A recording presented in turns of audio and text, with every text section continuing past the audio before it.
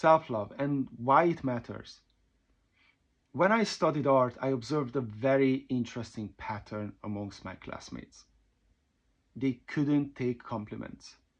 They have to divert it, they have to push it away. Either they came up with an excuse why it's not true, or they push it back to the person, but they couldn't take it in. And I was fascinated by what could be the cost of that. And what I observed is that it did have a high cost.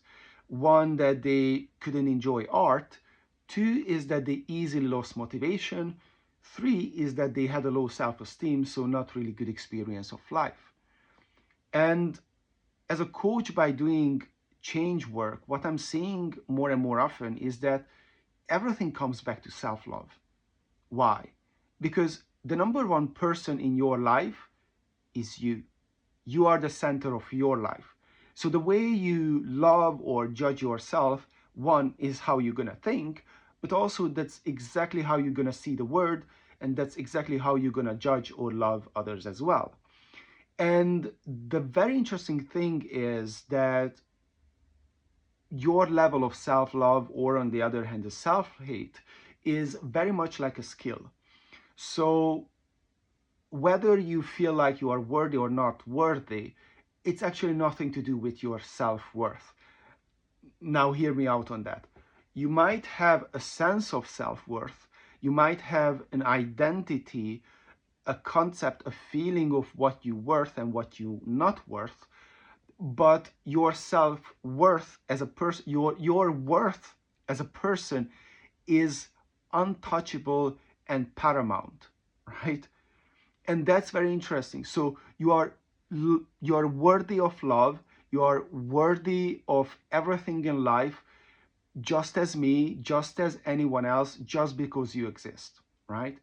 The core of who you are, the core of who you are, just because you exist, is absolutely worthy of love. It's worthy of love, it's worthy of everything, it's it's it's lovable. You just simply have an idea on top of that of what you currently believe you are worthy or not worthy for. Me too, all of us, right? We have an idea, we have a created identity of what we think with our thinking mind, of what we deserve and what we don't deserve, right? And we will act according to that. Now, what's very interesting to look at and to understand, that those ideas are just that, ideas. They are ideas, things that we learned, and in that sense they are like a skill. We can learn them, and we all learned something what we believe is possible. We learn from society, just like my classmates learned that it's not okay to accept praise. Maybe they really craved praise, but they learned that it's not okay to express the accepting of praise, because then they maybe look like they're full of themselves or egoistic, and guess what, then they're gonna expose themselves to criticism, right? And often us being us requires exactly that, is to expose ourselves to the world exactly how we are, right? And on the other hand, the cost of not doing that is that we know inside that we are not really living fully. We pleasing others, we do what we believe gonna be the path of least resistance. We're not gonna give ourselves to permission to try stuff, to learn stuff and fail, because guess what, learning stuff gonna require you to fail over and over and over again. And we can end up being perfectionist, self-critical. We can have bad mental health, because if we learn, for example, from our parents that we are no good, then that's the kind of voice that we're gonna play in our head over and over again, right? Now, this kind of journey, for sake of simplicity, I'm gonna say from self-hate to self-love, is learnable, is something that we can embark on, we can do. Now, in order for us to start doing that, right, in a very extreme case, we don't even believe that we are worth trying. We don't even believe that it's possible for us to go from the self-hate or self-criticism to self-love, right? So we don't even try because we not see it's available for us. So the very first transformation that needs to happen is simply a 1% opening, right? Simply, instead of the door being all closed from self-hate to self-love, there has to be just a opening of possibility that things can be different for us, right? And that's huge. It's really like, on a practical level, when someone um, acknowledges you, compliments you, I'm going to compliment you. You are an awesome person. You are worthy of love. And you have so much great qualities, such a big heart, right? Can you take that in right now? And it can feel first like a cramped muscle. As I'm saying that, it cramps in more and more and more and more. And no, no, no, no, I don't want it. I don't want it. And it's like a cramped muscle relaxing. It's going to feel like that. And that's exactly the kind of feeling you need to do. Just opening up to it, and take it in. And you're going to feel in your body what you're going to feel. That is opening things up physically. You're going to feel things relaxing and opening up, and you're going to feel a flush of warmth going through you. Now that does something to you on a physical and subconscious level, because the mind and the subconscious mind and the body are very closely connected, right? So that's very important, and that's what it will do to you.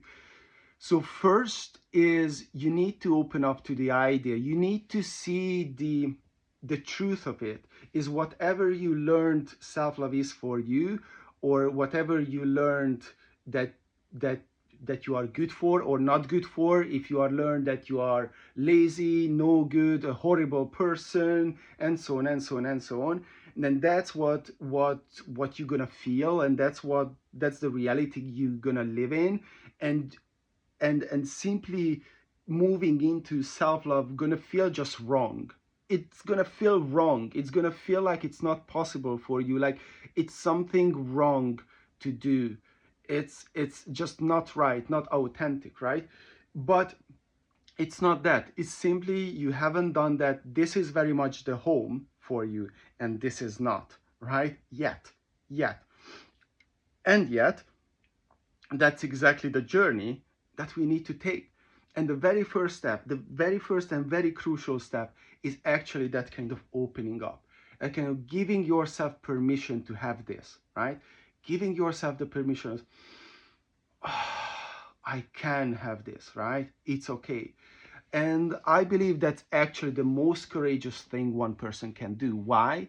Because suddenly you open yourself up to life, and in life there are great, awesome things. There are, disappointments and hurts as well, but the good things far outweigh the bad things, because with that comes authenticity, with that comes agency, with that comes resourcefulness, with that comes inner peace, with that comes good self-esteem and self-love. So many things. With that comes good relationships, um, big goals, progress, money, and so on, right? So with that comes all of that over time. But that's the kind of transition. It's like you need to open up the door from self-hate into self-love, even just to a slit, 1%. You have to give yourself the permission to relax into, it's okay for you to be awesome, right? It's okay. And what I'm seeing is that that's the biggest gift you can give to yourself, but that's the biggest gift you can give to others as well. So thank you for watching this. I truly believe that self-love is the biggest gift you can give to the world. and it's the center of self-development and transformation, making this world a better place. So let me know. I would love to hear from you. What are you taking from this?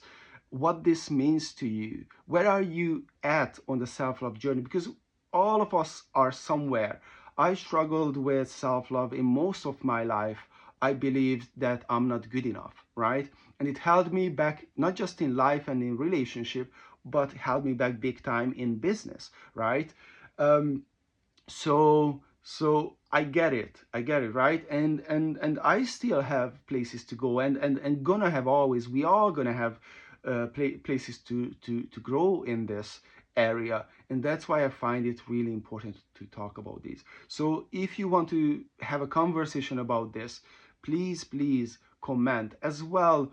um, if you would like to bring yourself up to the next level, reach out to me. We can have a conversation and see where it gets you. All right? I love you, brother. I love you, sister. Have a great rest of the day, and much love.